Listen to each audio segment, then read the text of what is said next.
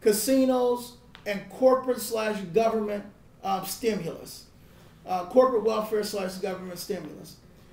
The final area of tax reform is where we begin creating rebate structures within the individual income tax. Now, I would like to see us reach 100% rebate structure within 10 years for the individual income tax, and eventually phase it out within the next 5 to 10 years.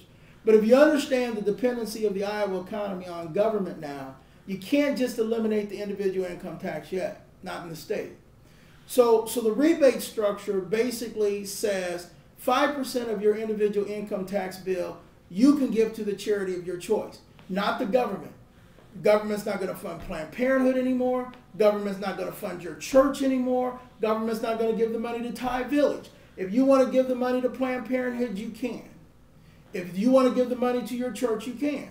If you want to give the money to the Thai Village, you can. If you want to give it to the Scouts, you can. But you control it. Bureaucrats don't get to hand out checks anymore. The second area of rebate is 15% of your individual income tax bill can be invested in the small business of your choice. Here's where we begin creating a generation of free market capitalists. Now, based on current data, $540 million, up to $540 million of debt-free capital would be available to Iowans to directly invest. Some might only have $50 or $75, like the person who works in a hotel. Others might have significantly more, $1,000, $2,000, $5,000. But the point is that Iowans would be able to invest in free market enterprise. You might see small communities bring back their grocery store. You might see small communities or individual groups get together and purchase their own bank. Bill Krause, who owns Come and Go, owns his own bank. Bill Knapp owns his own bank. They have too much money to put in somebody else's bank or Wells Fargo. Why shouldn't the people of a community be able to have their own bank or savings and loan? Or why should the people have to go 30 miles to shop at a grocery store? Or say, for example, somebody, I was talking to a reporter and I said, well, you might want to start an internet business, media business. He said, I do. I said, well, your buddies would be able to invest. But literally every Iowan that pays income taxes would be able to invest in free market capitalism in Iowa. Now, I haven't settled on the final percentage, 10 to 15%. I have to get the new data from the state. But the final 10 to 15% rebate for this first phase would go into redeveloping our rural communities. I have a vision for Iowa. Our amenities are Chicago to the east, Minneapolis to the north, Omaha to the west, and Kansas City to the south. We need to get away from trying to build $100 million arenas for professional hockey that can't make it in the state. Iowa is best when Iowans get to work and keep what they earn, when the government stays out of their lives, when they're able to get their kids a good education and have safe streets and safe communities. And if we can create an Iowa that operates like once upon a time, we can have very small government. We can have low taxes. And we can have a prosperous economy where people keep what they earn.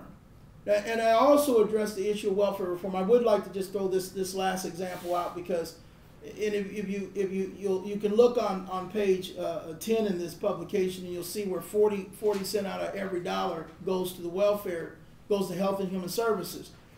We must address the welfare state in this state. Now under Branstad and Culver, this is what welfare looked like.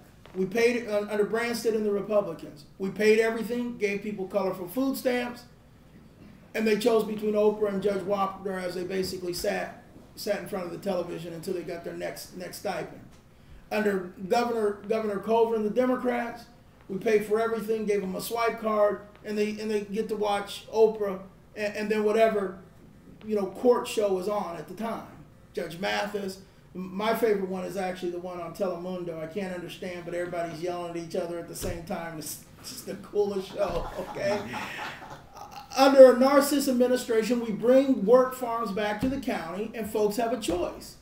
You can go to the work farm and grow food and raise meat, which might be a very good option because at the end of whatever cycle, You get to take home a lot of fresh produce and a freezer full of meat because you worked, you grew it, you raised it.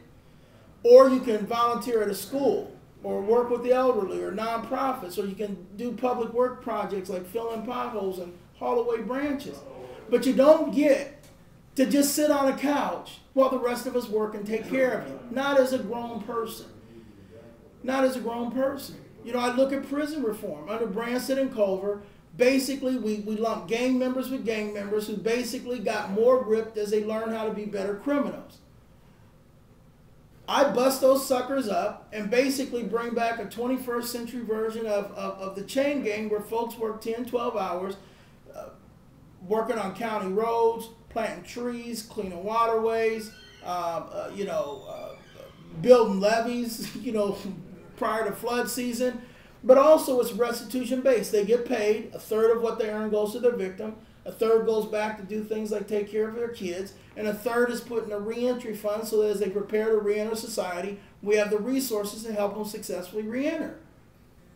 So I mean, there are some profound and fundamental differences between what I'm proposing, what the current powers have proposed, and the beauty of Branstad and Culver is we know what they're going to do because they've been governor for 5 terms. Okay, I mean, we're looking at either the 6th term of the Branstad Culver administration, or we're looking at real small government, low taxes, free market, and you being back in charge of your government. Having said that, I'd be glad to take any questions you have. I think your vision is extremely compelling. My question is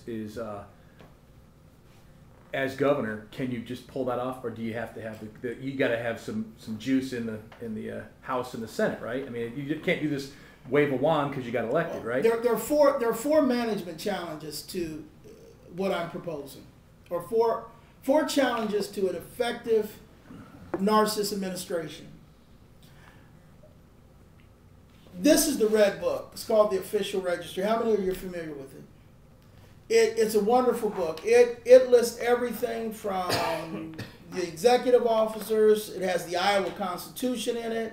It has, the departments. It has the federal Constitution in it. And one of the cool things, and this is where we begin fixing government. For example, Governor Culver said, "Well, I couldn't fix what happened with the Alcohol Bureau." How many of you are familiar with what happened with the Alcohol Bureau? Any of you? No. It just broke just a couple days ago.